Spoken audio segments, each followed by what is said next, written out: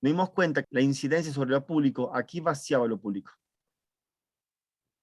Vaciaba, ¿por qué? Porque salían del espacio privado, entraban al espacio público solo para usarlo de medio de hacia y irse.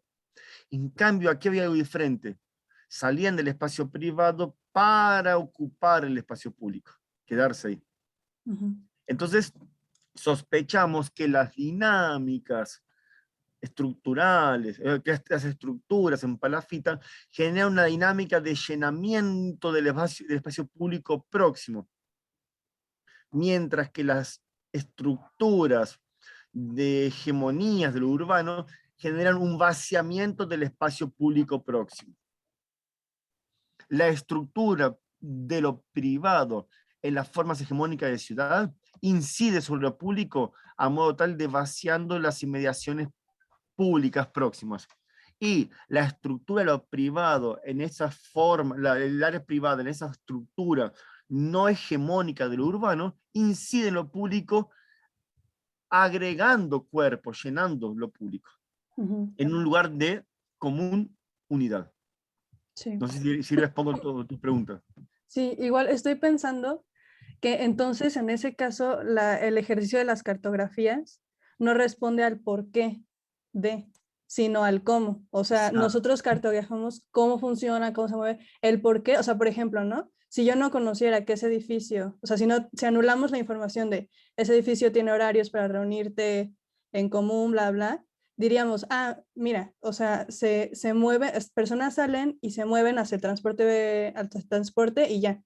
Pero si nos preguntaban, ¿pero por qué? Pues ya no sabe, o sea, eso ya no es nuestro campo, ¿no? O sea, quizá el por qué se respondería a partir de esa observación que nosotros hacemos, ¿no? O sea, creo que me acaba de caer el 20 en ese aspecto, o sea. Muy bueno, muy bueno, muy bueno. Uh-huh. Si nos preguntaría, ¿y por qué tal cosa? ¿Por qué? Porque como pasa tal cosa, entonces voy tal cómo. Claro, o sea, porque podemos sospechar, ¿no? O sea, es el cómo es así y puede que bla, bla, bla, bla, a partir de esta escucha y así, pero no podemos responder al por qué. O sea, el por qué siento que entraría ya en otro campo de acción que no es como tal las cartografías sensibles. Interesante, pienso ahorita, ¿no? Nunca había pensado, pero ahora que lo decís, el por qué remite a una causa pasada, un por qué tal cosa. Exactamente. Ajá. Un para qué remite a una cuestión más funcionalista, un futuro, un para tal cosa, un objetivo. En cambio, un cómo es el aquí y ahora, el cómo está pasando la Exactamente. cosa. O el cómo operaría entre el por qué y el para qué. Con lo cual, nosotros caracterizamos el cómo se está vaciando, cómo se está llenando, cómo opera como un lugar de común unidad. No por qué. El por qué da una respuesta que calma, me parece. ¿Por qué? Y porque el espacio es estrecho, porque hay reglas. En cambio, el cómo es, ¿cómo opera esto? ¿Cómo? Opera este llenamiento porque este espacio, y de pronto el por qué ya no se vuelve una pregunta a ser respondida y que calma, sino que el cómo incluye un porqué.